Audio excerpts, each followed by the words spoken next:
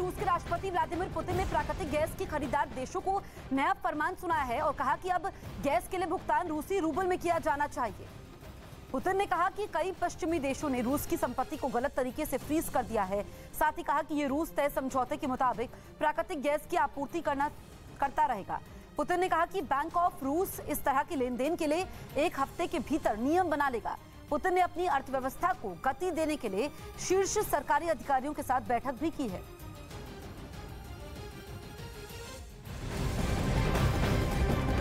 इस वक्त की एक और बड़ी खबर आपको बता दें, जर्मनी ने रूस के इस कदम का विरोध किया है। जर्मनी ने कहा कि रूबल में भुगतान की मांग समझौते का उल्लंघन है। दरअसल रूस अब पश्चिमी देशों से गैस के बदले रूबल में भुगतान करने की मांग कर रहा है, जिसका जर्मनी ने विरोध किया है।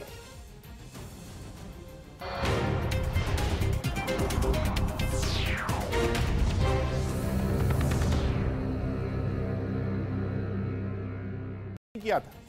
दूसरा बड़ा कदम रूस ने यूरोपियन यूनियन को झटका देने के लिए उठाया। यूरोपियन यूनियन ने भी रूस पर आर्थिक प्रतिबंध लगाए हैं, जिसके जवाब में रूस ने संकेत दिया है कि यूरोप के देशों को कच्चा तेल और नेचुरल गैस का भुगतान अब रूबल में देना होगा। रूबल यानी रूस की करेंसी। यूरोप में कच्चे तेल और नेचुरल गैस की 30% सप्लाई रूस से होती है। जंग के बावजूद इस पर कोई फर्क नहीं पड़ा है। खबर है कि पुतिन ने रूस की गैस कंपनियों को इससे जुड़ा आदेश दे दिया है, जिसमें यह कहा गया है कि यूरोप के देशों से गैस का भुगतान रूबल में लिया जाए। रूस के इस कदम से डॉलर के मुकाबले लगातार कमजोर हो रहे रूबल की सेहत सुधरने का अनुमान है।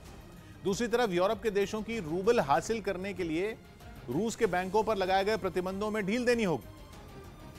उधर यूक्रेन युद्ध के बीच यूरोप के देश जर्मनी और नॉर्वे के आसमान में नेटो के लड़ाकू विमानों ने अपनी तैयारियों को परखा। इसमें जर्मनी और नॉर्वे के अलावा 27 देशों ने हिस्सा लिया और इन देशों के लड़ाकू विमानों ने घंटों नीले आसमान के नीचे कंधे से कंधा मिलाकर सैन्य अभ्यास किया, खासकर वहां के सर्द मौसम में। इसी वजह से इस अभियान का नाम कोल्ड रिस्पॉन्स 2022 रखा गया। अभी जर्मनी और नॉर्वे दोनों ही देशों में न्यूनतम तापमान -1 डिग्री सेल्सियस के करीब है। इसी सर्द मौसम में इन लड़ाकू विमानों ने हवा में तेल भरने का अभ्यास भी किया। इस सैन्य अभ्यास में यूरोप और उत्तर अमेरिका के करीब 30,000 जवान शामिल हुए। 14 मार्च से शुरू हुआ ये सैन्य अभ्यास 1 अप्रैल तक चलेगा।